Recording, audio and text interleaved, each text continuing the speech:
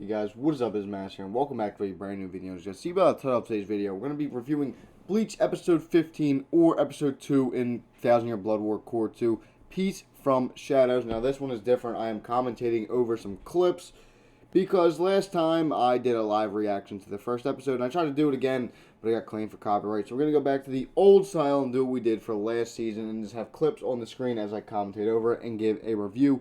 So in this episode, it kind of pops off. Last episode kind of set everything up. The Sternritters go into the Soul Society or claim that they were there the whole time and start fighting them again while Yawich and Ishida just watch from the shadows. The main focal points of the episode are Bazb versus Toshiro, as Toshiro pretty much gets clapped because Bazb is a fire guy and Toshiro is an ice wielder. So that really doesn't fare well for him, even though he has been training, and everyone has been training to kind of fight without their Bankai.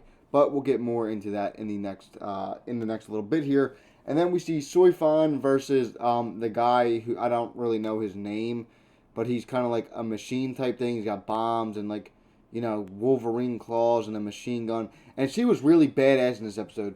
Soifan kind of carried this episode, I think personally, because she was just badass in this episode.